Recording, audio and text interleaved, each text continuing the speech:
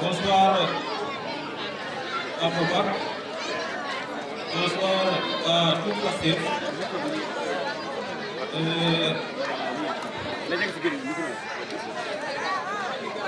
Podor nawi on calminama. Boba on calminama. Toute la population Podor on calminama. Kutiyol kulino. Kati Boba, kati Podor, kati Pastef, Lamdu Saw. Kalelu.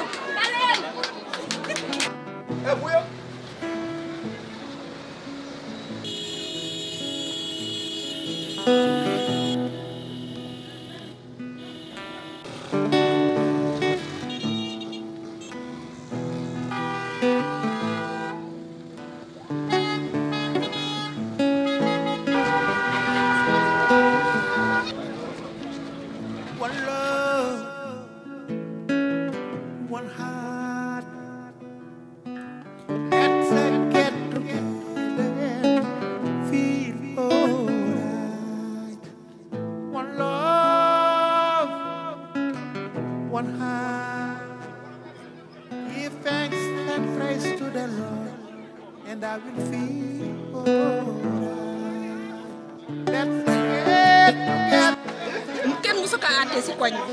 mu doon rakk bu baax rakk bi nga xam ne moo sës si ay magam te mosu leen def dara lu ñaaw dañ koy ñaanal rek lépp lu mu yoot rek yàlla na ko yàlla jàppale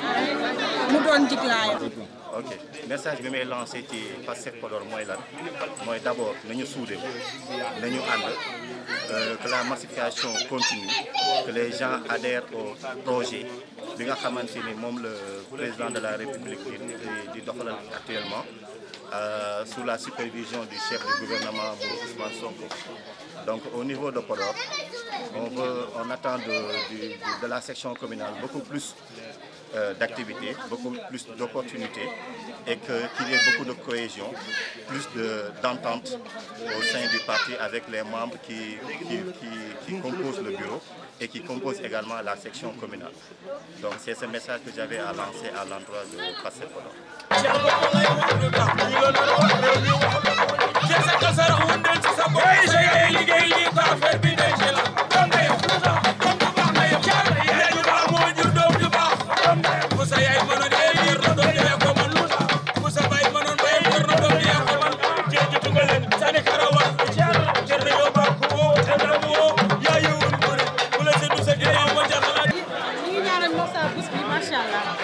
Vraiment mérite na ko xale bu baax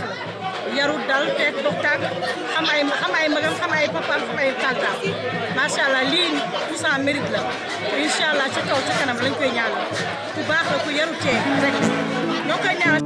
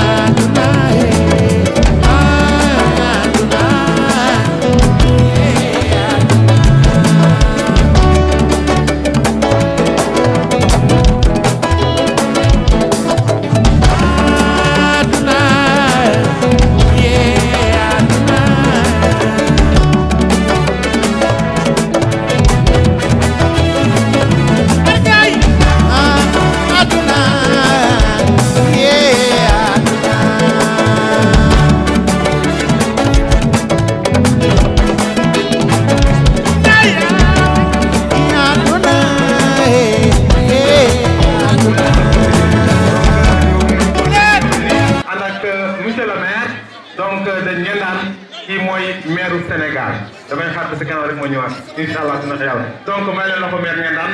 donc di wax tey ànd ak suñu mbokk bi nga xam ne bi mooy suñu député honorable député nga xam ne dañ ko woorle dañ ko def dëpp ba fii si Sénégal au niveau international au niveau même national en tout cas président jël ko mën nañu wax monsieur le ministre jël ko wóorlu ko jox ko ay postes yoo xam ne international la donc merci may nañ ko loxo donc di wax rek fàttewuñu en tout cas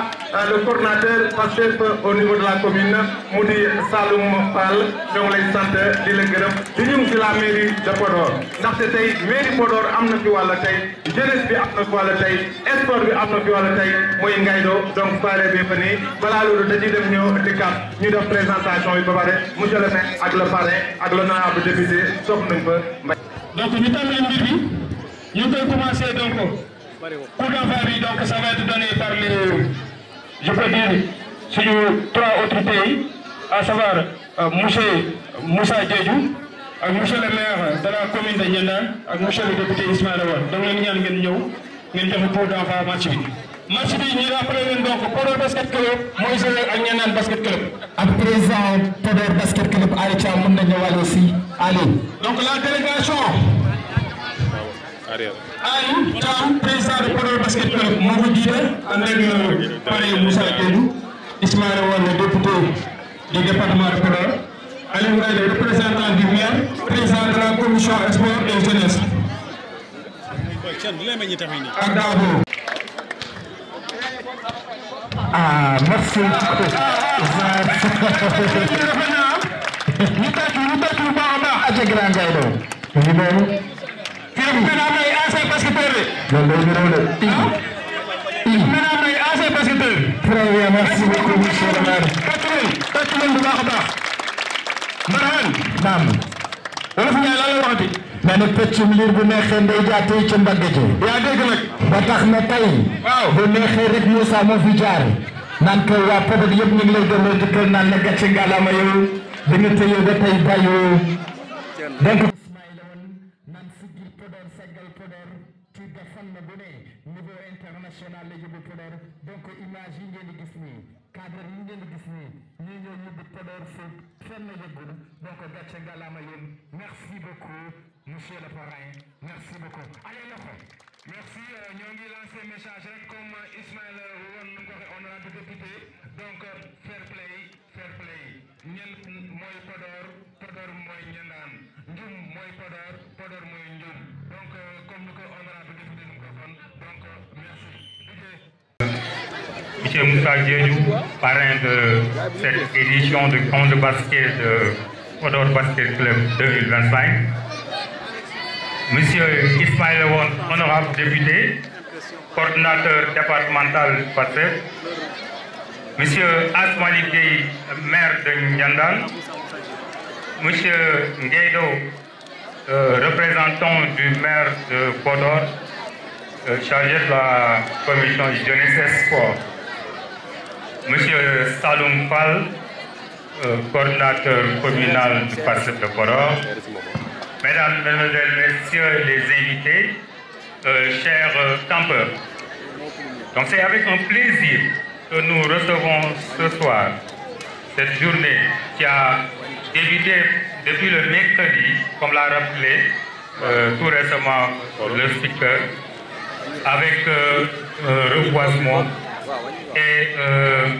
des assainissements au niveau de la place publique et du centre urbain. Donc pour rappeler simplement que le thème camp, c'est citoyenneté, engagement citoyen des jeunes. Donc au-delà du basket, ces jeunes qui sont autour de vous, réunis pendant 4 jours,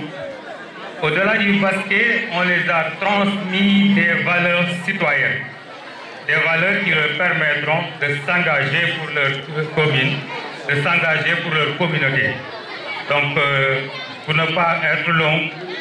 nous tenons vraiment à remercier le parrain pour les gestes nobles qu'il a fait. Le fait d'avoir accepté de parrainer cette journée,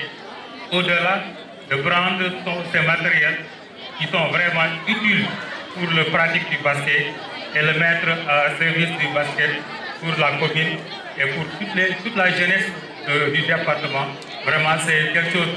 qui a magnifié et nous le félicitons pour cet acte, nous le félicitons pour ce geste. Ensuite, nous voulons vraiment remercier tous les parents qui ont fait confiance au coach, qui ont permis de développer pendant quelques jours des activités physiques qui vont permettre d'avoir des connaissances qui vont leur permettre aussi de pouvoir se développer sur le plan basketball. Maintenant, je veux vraiment remercier M. le maire avec l'équipe de Nyandan qui ne cesse de faire des progrès. Je suis en même temps représentant de la Ligue en tant que vice-président de la Ligue régionale de basket et je vous transmets vraiment les félicitations de la Ligue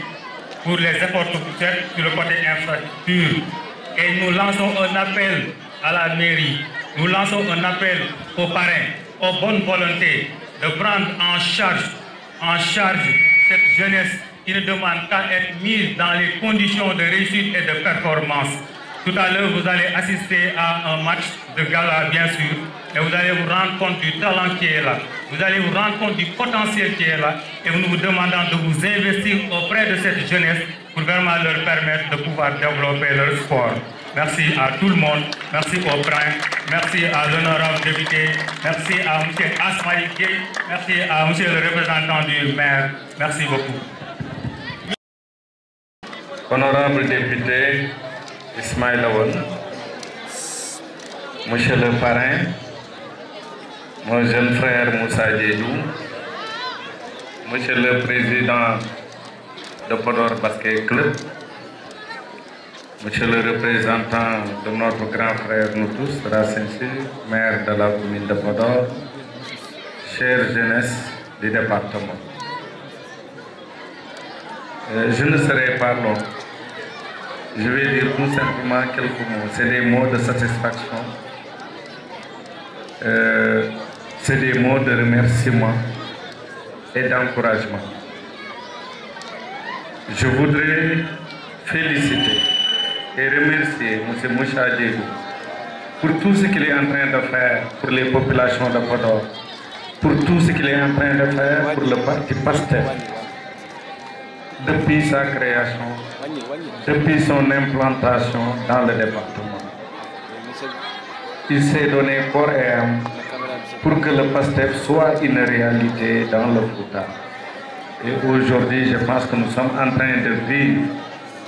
des signes prometteurs que le PASTEF sera un parti fort dans le Fouta. Si le Fouta compte des Moussa Diédou dans chaque collectivité territoriale, je pense que le combat de la massification sera gagné. Sur le plan sportif, on se rend compte, monsieur le vice-président de la Ligue de football, que des efforts sont faits dans chaque collectivité territoriale et nous avons constaté, et vous l'avez dit, qu'il existe du potentiel, qu'il existe des talents et nous devons produire des joueurs à mettre à la disposition du Sénégal et peut-être même au basket international. Je suis fier de mes fils parce que celui-là c'est mon fils, hein, c'est mon fils Serigne Amdine Gueye de l'autre côté.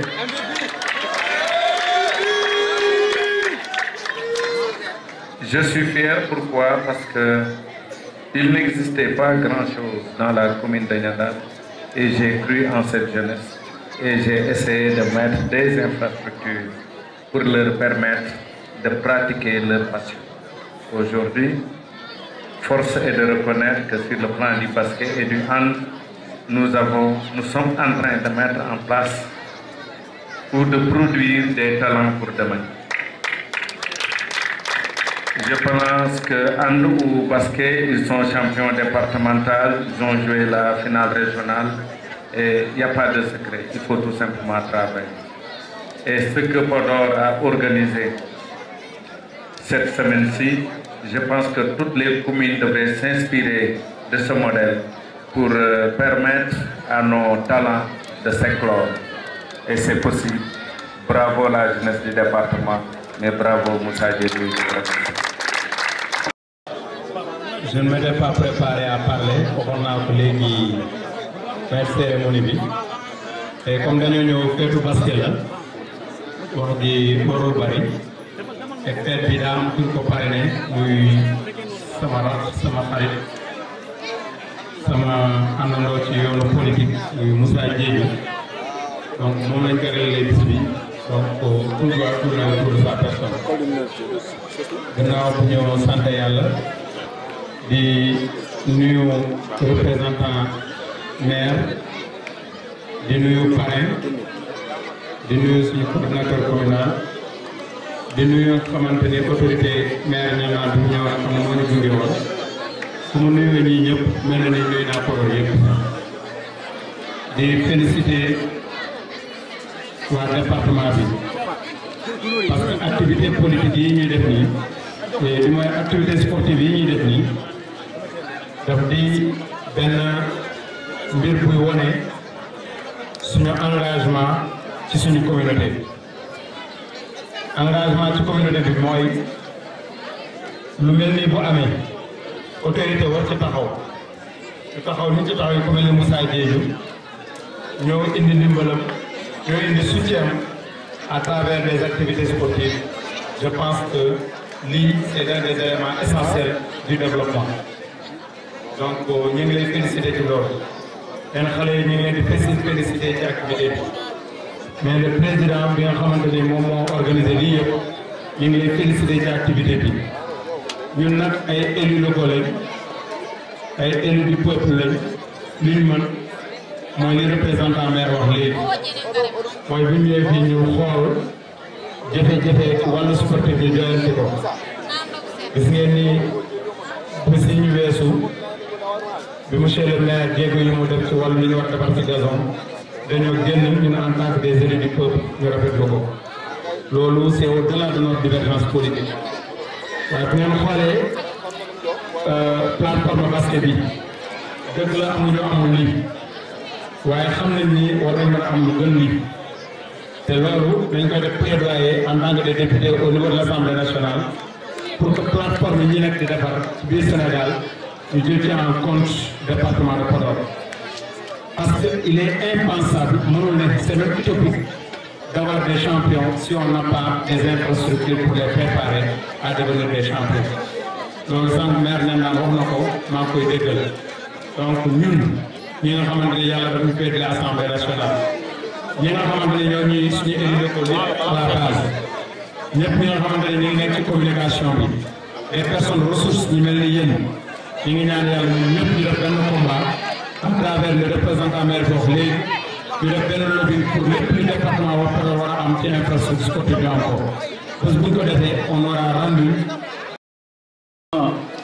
personnalité yi nga xam ne tey ñu ngi fii ci bâche bi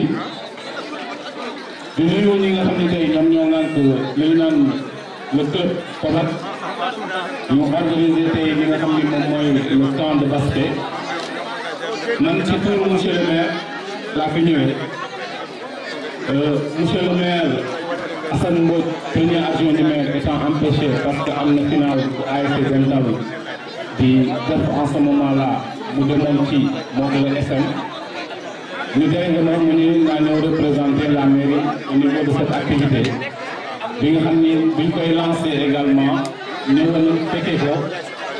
marquer suñu présence marquer suñu solidarité et suñu engagement mooy le premier jour dañuy def le reboisement donc ñu ngi jaajëfal tey ñi nga xam ni tey ñoom ñoo organisé li mobiliser jeunesse bi yëpp la jeunesse padoise sur un thème aussi important mu doon lan citoyenneté engagement citoyen de la jeunesse et n'oublions pas que bu ñu nee Sénégal bu ñu nee Podor tey la majorité de la population lu ko ngànk tey mooy jeunesse bi ñun dañu am cawarte ñëw ci lu mel nii ndax lan parce que tey bu Pobak mu dee dem bay organiser lu mel nii tey yaakaar naa mairie Podor jàpp na ci lan la ci mairie Podor jàppee il s'est arrivé tout récemment que la mairie a financé effectivement la commune à hauteur de millions pour ñu mën a am ce qu'on appelle des entraîneurs et des initiateurs mairie moo ko financé ñu financé 20 jeunes en entraîneur de basket pour au moins tey ñu mën a téye la jeunesse Podor mettre leen dans des conditions sportives qui leen di permettre au moins ñu mën a dem la compétitivité de telle sorte que fu ñu mën a dem ci biir Sénégal ñu mën a représenter dignement aujourd'hui la commune de Podor. Donc loolu monsieur le maire moo ko def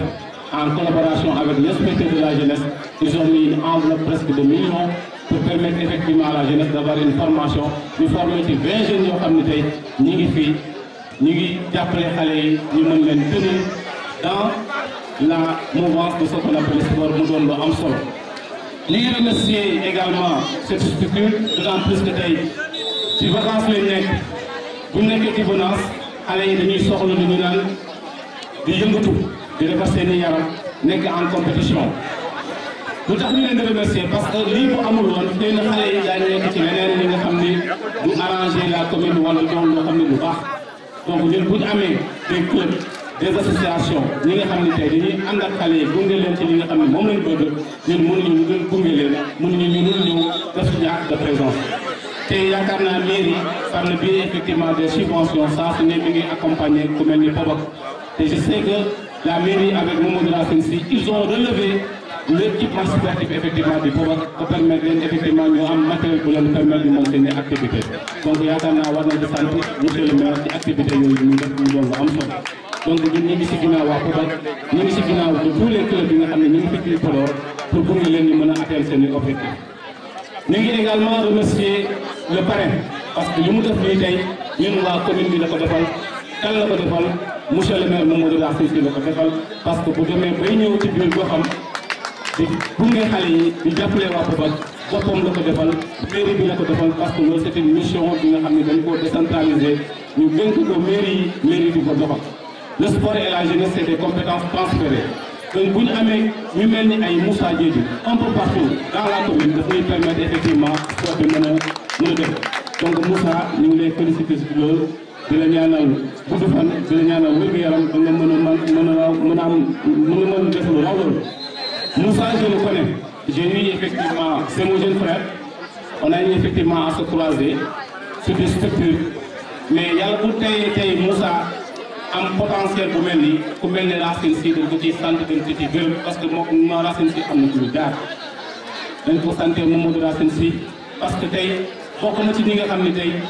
jàppale nañ ay xale yu bëre teg leen ci ay structure ba yàlla may leen di am taxawaay bu leen permettre ëllëg ci biir daañu mën a taxawal seen i commune moom la nekk di def ni donc dañ sant monsieur le maire Mamadou Racine Sy ci taxawaay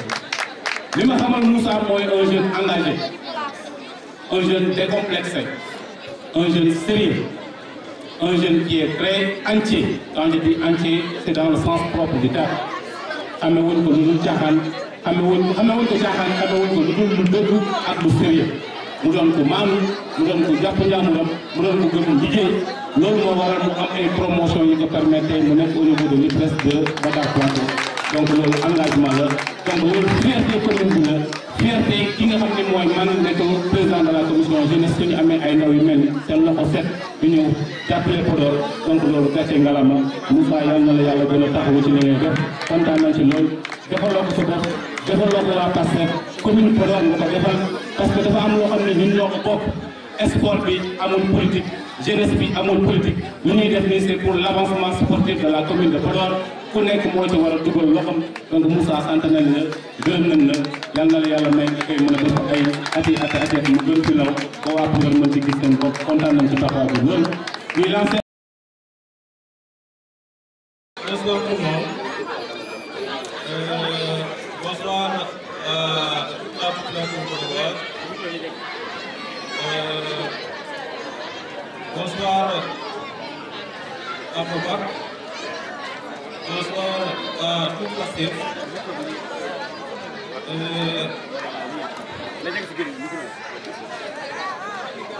Podor nawi on calminama. Pobak on calminama. Toute la population Podor calminama. Kutiyom kulino. Kati Pobak, kati Podor, kati Pastef, même le Sao. Vraiment, ça sent tout. Avant tout d'abord, je voulais vraiment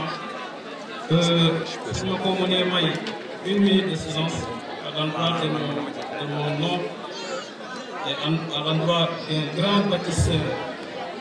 de Pastef dans le département de Podor, à savoir le frère Seydou Diagne. Je vous donne une minute de silence à l'endroit de ce grand monsieur et qui a tout fait pour passer.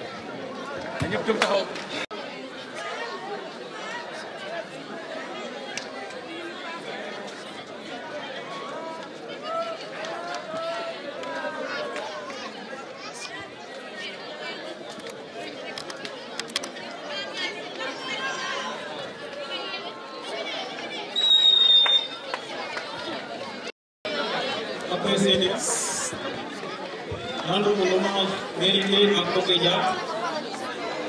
nga xamante ne suñu borom nag ko jëlee fii démb et que mu doonoon acteur bu mag ci sport Podor ñoo koy jaal ay mbokkam ñoo koy jaal famille et ñoo koy jaal Podor yëpp. Je voudrais à la dame des peuples remercier mon père.